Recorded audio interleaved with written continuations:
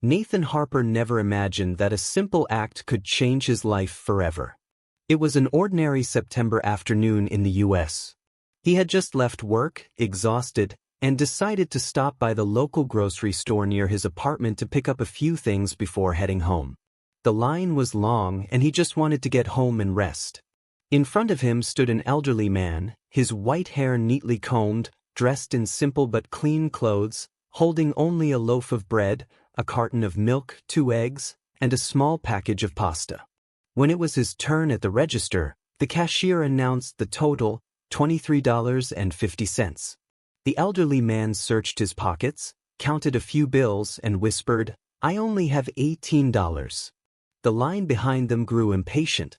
Some murmured, others sighed.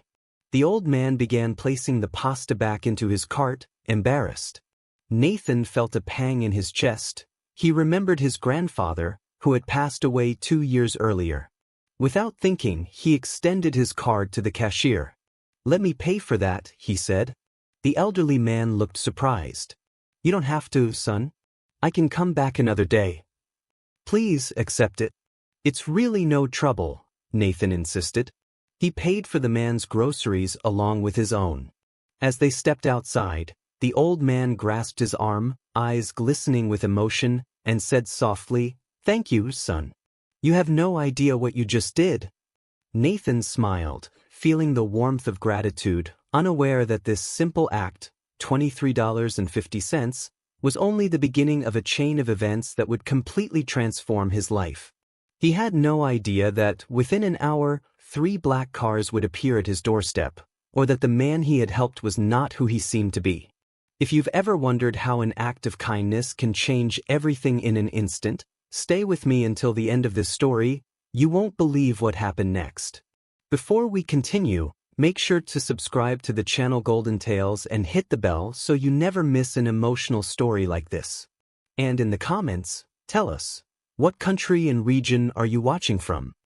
It was an ordinary Thursday afternoon in early September when Nathan Harper, a mid-level software analyst in a modest downtown apartment, decided to stop by the local grocery store on his way home from work.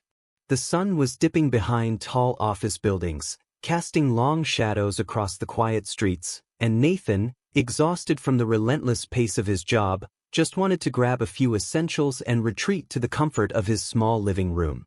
The grocery store buzzed with the muted energy of evening shoppers. The fluorescent lights hummed overhead as Nathan navigated the crowded aisles, his mind still tangled with lines of code and unresolved tickets from his office. At the checkout line, he noticed an elderly man ahead of him, perhaps in his 70s, with neatly combed white hair, a simple yet clean outfit, and a gentle posture that suggested a life of quiet dignity. The man had only a few items: a loaf of bread, a carton of milk, 2 eggs, and a small package of pasta. When the man reached the cashier, the total came to $23.50. He fumbled through his wallet, pulling out bills and counting them quietly. "I only have $18, he said softly, almost to himself. A sigh swept through the line behind them, a few impatient murmurs rising, but the old man's face flushed red with embarrassment. He began to place the pasta back on the conveyor belt. Nathan felt a pang in his chest, a sudden memory of his grandfather who had passed away 2 years earlier. Without thinking, he extended his own card to the cashier. "I'll cover it," he said gently. The elderly man looked at him with surprise. "You don't have to, son. I'll come back another day." Nathan shook his head, insisting, "Please let me. It's no trouble at all."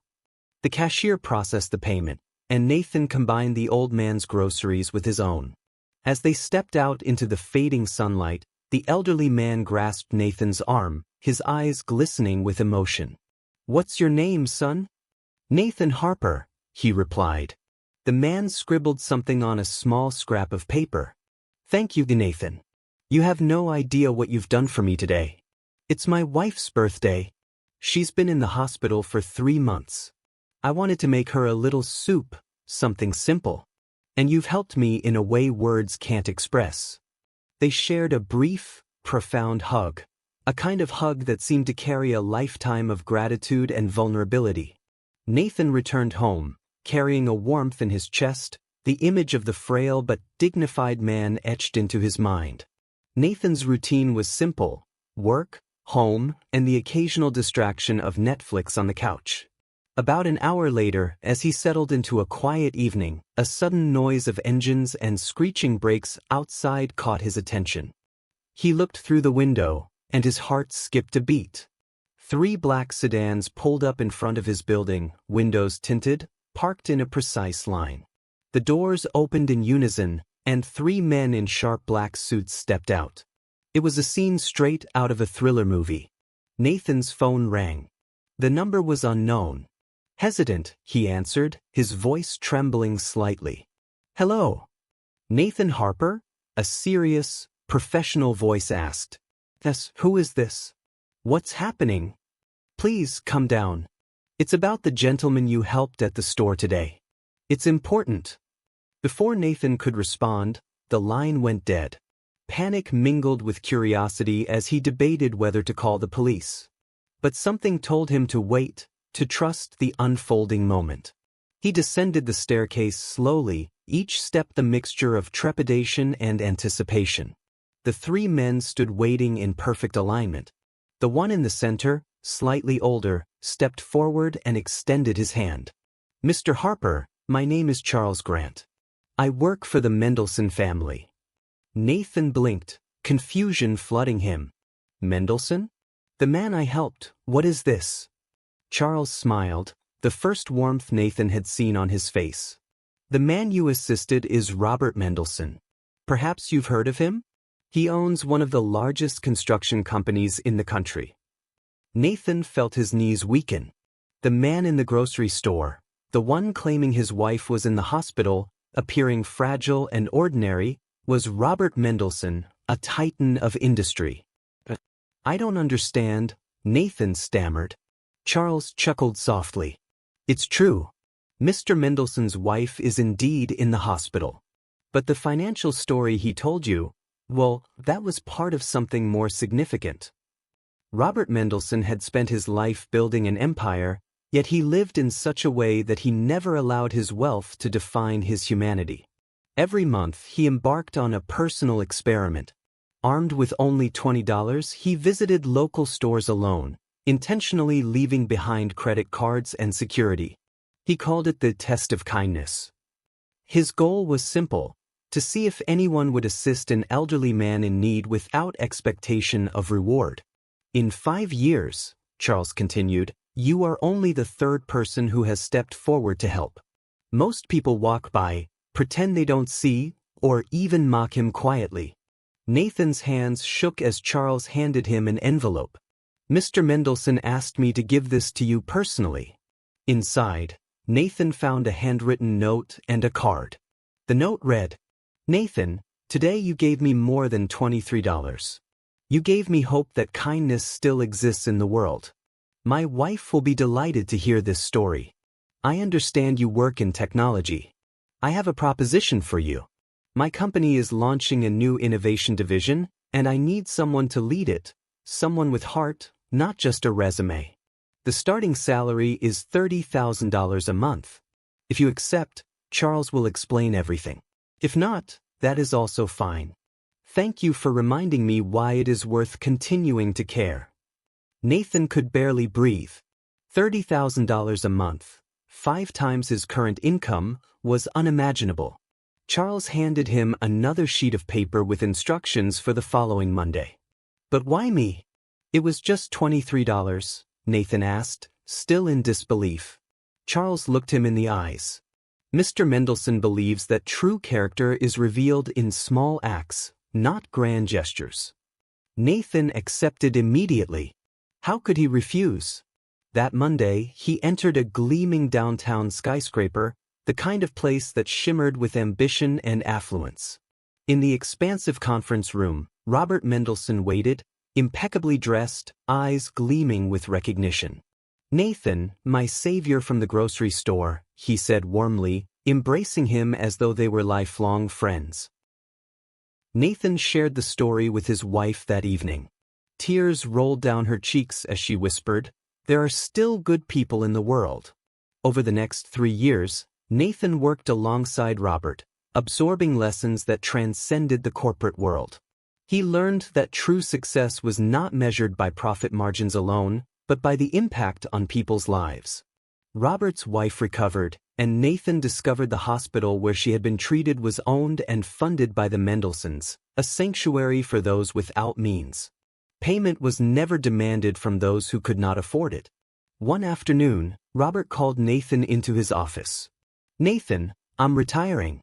My children will take over the construction business, but the innovation division, the one you helped build, will be yours." "But mine?" Nathan questioned. "Yes," Robert interrupted gently. "You started this with $23. Today, it employs 200 people. It's only fair." 5 years later, Nathan led a thriving social technology company, creating solutions for underserved communities. Projects spanned public schools, hospitals, and vulnerable neighborhoods.